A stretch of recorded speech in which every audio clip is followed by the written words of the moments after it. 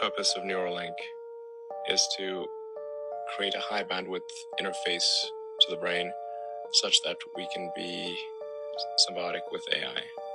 Okay, so out of all the videos I make, this is the one that needs to go viral. And now what does Neuralink, the Big Beautiful Bill, Alligator Alcatraz, and the Book of Revelation all have in common? Well, sit back, relax, grab your popcorn, and see if you can pick up what I'm about to lay down. So now, of course, as a disclaimer, this is going to be my own personal opinion, speculation, and a theory with my own pattern recognition. So take the information and come to your own conclusion. Okay, so now with that being said, let's start off with this right here, how Neuralink has selected the University of Miami's Miller School of Medicine as its second U.S. clinical trial site for prime study. This study focuses on the safety and functionality of the Neuralink implant. Now, as we can see, as of July 2nd, a brain chip was put in a patient at Miami. Now, what happens to be a wild coincidence is that we have this alligator Alcatraz that was built in the middle of the Everglades, which, as we can see right here, was built in Big Cypress National Preserve, which just so happens to be only 45 miles away from the university where these Neuralink implants are being done at. And of course, what are the odds? What are the chances? Coincidentally, DeSantis vetoes a bill that would have repealed Florida's free deceased law. Now, for those who do not know, this law was enacted in 1990, which uniquely bars certain family members, specifically unmarried adult children and their parents, from recovering damages in medical malpractice lawsuits if a loved one passes away due to negligence. So now, I'm not sure about you guys, but it sure seems like Florida would be the perfect state to be doing this right here. And of course, I'm sure it's just a coincidence that Alligator Alcatraz is right next to this university where these trials are being done at. Which, of course, if history is a precursor to the future, as we know what took place in Germany between 1930 and 1945, they had medical experiments upon individuals who were at, let's just say, camps. So again, I'm sure it's just a coincidence, so let's move on. And now I'm sure you're wondering, how does the Big Beautiful Bill have any connection to this? Well, within this one Big Beautiful Bill, there was the creation of a rural health relief fund called the Rural Health Transformation Program. And as we can see right here within this program, it prioritizes the use of new technologies or technologies that connect providers to patients. You know, new technologies and devices like Neuralink, which of course, what are the odds, coincidentally, that just a week ago we had RFK Jr. talking about how he wants Americans wearing wearable devices by the year 2029. And as you're going to see in the remainder of this video, the year 2029 seems to be pretty significant. Because as we know, according to an ex-Google executive, he claimed that the singularity would happen by 2029. Now, for those wondering, his name is Ray Kurzweil, who just happens to be somebody that Mr. Chip in the Brain looks up to, somebody he has connections with and agrees on the timeline with the singularity. Now, according to Ray Kurzweil's book, The Singularity is Near, he talks about how the singularity will be when artificial intelligence reaches superintelligence and we merge with AI. As we can see right here, people will interact with AI that can seem convincingly human, and simple brain-computer interfaces like Neuralink will impact daily life much like smartphones do today. And as we can see, during the 2030s, self-improving AI and maturing nanotechnology will unite humans and machine, which just so happens to be the end agenda for Neuralink. The merge scenario with AI is the one that seems like probably the best. Like if you can't beat it, join it. We can see the purpose of Neuralink in the future will be to connect human brains with artificial intelligence. And this is exactly why his AI Grok uses the logo of the singularity. And just so you guys know, the base, simple definition of the singularity is the state, fact, quality, or condition of being singular. So in simple terms, the singularity is to become singular with something. So to become singular, to become one with AI. Likewise, the name Grok means to merge with and to lose identity in. Now, just as a side note, in my own personal opinion and research, it's interesting to note how the singularity has the Saturn rings logo, which goes back to Chronos, the golden age of the Titans, which is also Saturn, and the black hole right here, which is the bottomless pit of Revelation chapter 9. Again, in my own personal opinion, speculation, and research. Remember, take everything that I'm telling you guys right now with a grain of salt and do your own research and come to your own conclusions. And of course, as a side note, something else I wanted to add is how the logo of XAI is a broken cross. Because at the end of the day, there's actually two singularities, those who believe in the Lord Jesus Christ, and through the cross,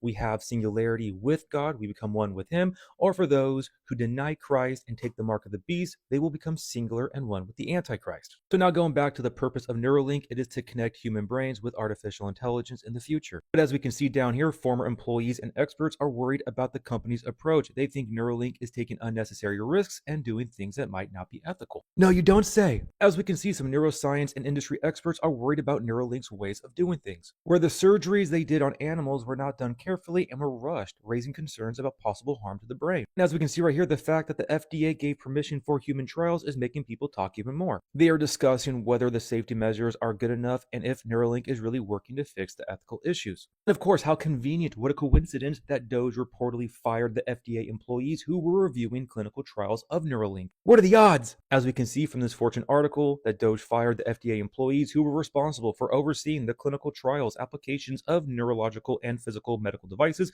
including those made by Neuralink, where apparently the firings included about 20 employees who were part of the FDA's Office of Neurological and Physical Medicine Devices, responsible for reviewing clinical trial applications of brain implant technologies, including Neuralink. But hey, we have no time for safety and regulations because the year 2029 is right around the corner. As we can see right here, Mr. Chip in the Brain predicts AI will likely be smarter than all humans combined by the year 2029. And not to mention how we have a roadmap for how smart devices can integrate with our bodies by 2029. Now, with the year 2029 being in focus, it makes sense why there seems to be such a push for AI infrastructure. As we can see with Mr. Golden Dawn announcing his $500 billion Stargate project to supercharge AI infrastructure, which for those who do not know, the word Stargate really just means portal. Kind of makes me think of the logo of the Singularity. You know, the portal to the bottomless pit, bringing upon the Antichrist. And of course, this agenda has been in the works for a while, as we can see right here from 2019, where he wants 5th generation and 6th generation technology in the United States. And for those who do not know, 6th generation technology is wireless technology that will connect humans and machines, where it seems like the end goal is to merge human brains with the cloud, and how companies like Neuralink could upload human brains into cyberspace. And now on top of all of that, when you add this right here, how Mr. Chip in the Brain predicts AI takeover and end of human jobs and the rise of universal basic income, then the picture starts to become clear how Revelation chapter 13 is right around the corner, which as we see, the false prophet will grant power to give breath to the image of the beast, which in my opinion will be artificial intelligence becoming conscious, sentient with the Antichrist spirit, and also forcing the earth dwellers to take the mark of the beast,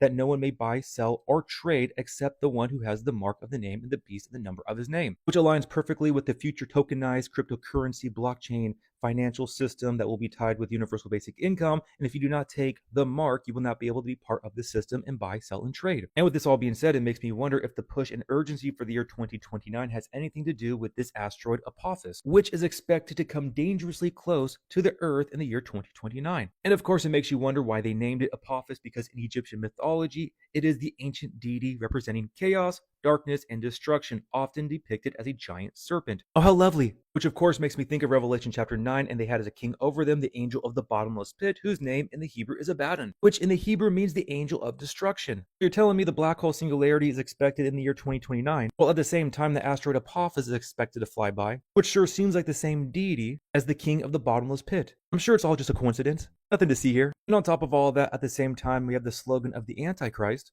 The slogan of the Antichrist is peace and safety. While coincidentally, at the same time of all this going on, we have Mr. A. Bad Donnie pushing forward with his peace treaty of the Abraham Accords, while we also continue to see the push for the third temple in Jerusalem. I mean, I'm sure the convergence of all these events is just a coincidence. Nothing to see here. Now, I know, I understand, that was a lot of information I tried to squeeze within 10 minutes, but with that being said, it's all speculation, a theory, pattern recognition, so take the information and come to your own conclusions. But now, of course, in my own personal opinion, my own convictions is pretty clear with the writing on the wall, the times that we are living in. And it sure seems like the tribulation is going to start this October. Again, we will have to wait and see. We're going to find out pretty soon, but with all the timelines and everything going on, it sure looks like the tribulation starts this October, and then halfway through 2029 is the halfway point where the mark of the beast would be implemented, and then Jesus returns in 2033. So again, just speculation, theory, whatnot. Come to your own conclusion, do your own research, but at the end of the day, focus your eyes upon the Lord, for he's truly the author and the perfecter of your faith.